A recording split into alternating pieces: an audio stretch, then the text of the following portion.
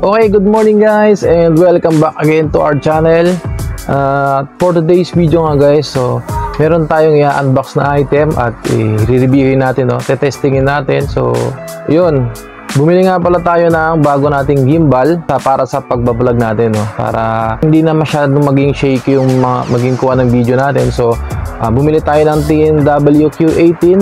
So nabili natin siya sa Shopee, worth around 900 pesos lang, no? Ano lang siya guys, single axis lang siya. So unlike dun sa ibang gimbal na 3 axis, mas stable siya, mas stabilize. Pero dito naman, iti-testing din natin kung gaano ka stable yung magiging output ng mga video recordings natin.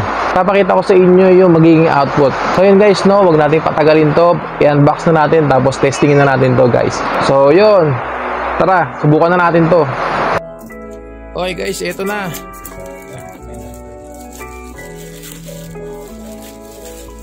Pero dahil may voucher tayo, medyo nakatipid tayo guys. So yun, bilhin natin ang brand niya guys, TNW 360 rotating digital tripod. Tapos Q18 yung brand. So yeah, tara na, i-unbox na natin guys.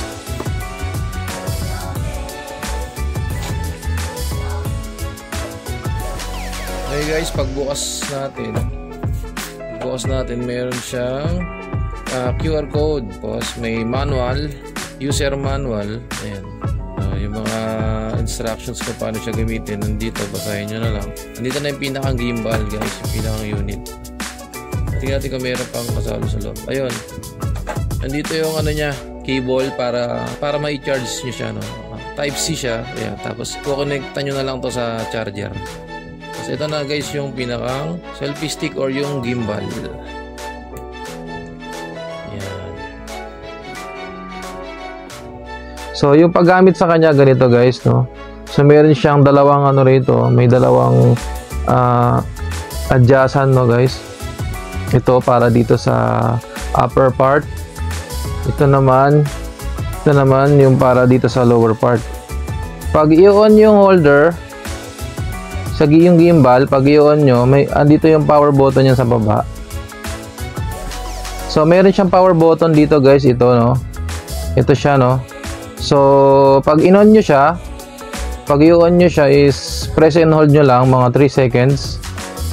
Tapos yun, pag nagkulay green na siya guys, ayun, nagbi-blink, ibig sabihin okay na siya. Ibig sabihin activated na guys yung ano niya, yung stabilizer niya, yung phone stabilizer. Kaya kahit ipaling nyo siya ganyan is gumagana na yung stabilizer niya.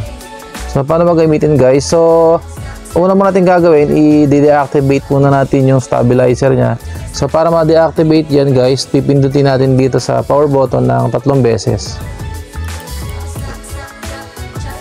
So yan, deactivated na. Tapos i-lock natin gamit tong lock sa gilid. So iangat natin to. Yan, para malak.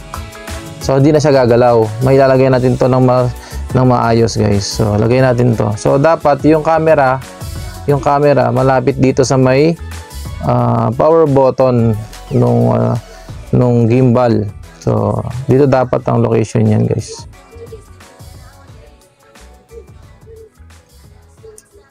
Ayan. So nalagay na natin siya. So yun, nalagay na natin. Tapos sigipan na lang natin dito sa may adjacent dito tsaka dito para hindi siya matumba. Yan, para pagkapit nyo medyo matibay-tibay na siya. Tapos i-activate ulit natin yung stabilizer ng gimbal natin. So i-unlock ulit natin kasi di ba kanina nilock natin siya para hindi gumalaw. So dapat naka-unlock to dito guys. So ibaba lang natin. Yun, pag gumalaw siya, ibig sabihin naka-unlock na siya guys. Yan. Tapos i-activate ulit natin yung stabilizer. Pag nagpupula na guys, ibig sabihin lobat na yan. So pero sana maka-record pa natin. So pindutin natin 3 beses. Yun, activated na ulit yung activated na yung natin guys. So ayan guys, no, gumagana na. Ibig sabihin naka-stabilize na siya guys, naka-activated yung stabilize niya. Ibig sabihin, kahit saan nyo siya ipaling na ganyan is naka-align pa rin yung ano guys, naka-align pa rin yung ano natin, yung cellphone. Kaya pag pag kumukuha na kayo ng video, so mas smooth na siya, no, compare sa cellphone lang yung gamit nyo, hawak nyo lang ng kamay nyo, tapos yun yung pinambibideo nyo.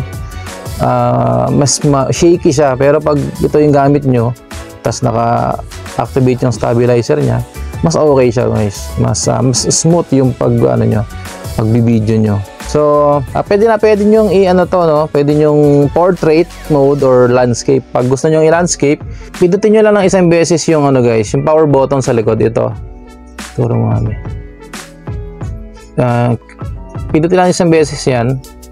Magla-landscape mode siya. Tapos, kung gusto nyong ibalik sa portrait mode, ganun ulit guys. One click lang ulit nito. Yun. So, okay na.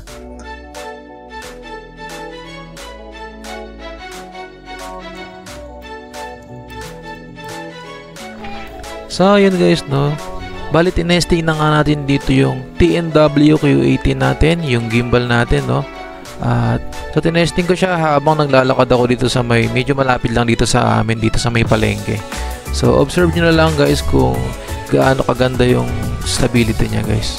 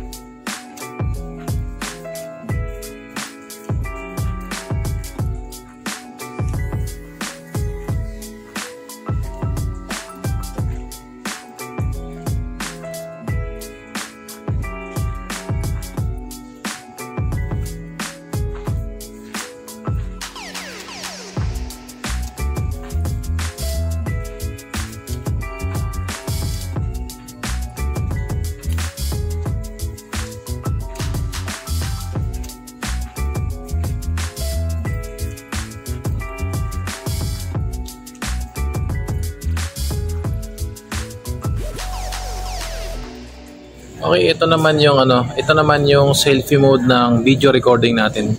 Nakalagay na yung natin, TNW Q80 natin.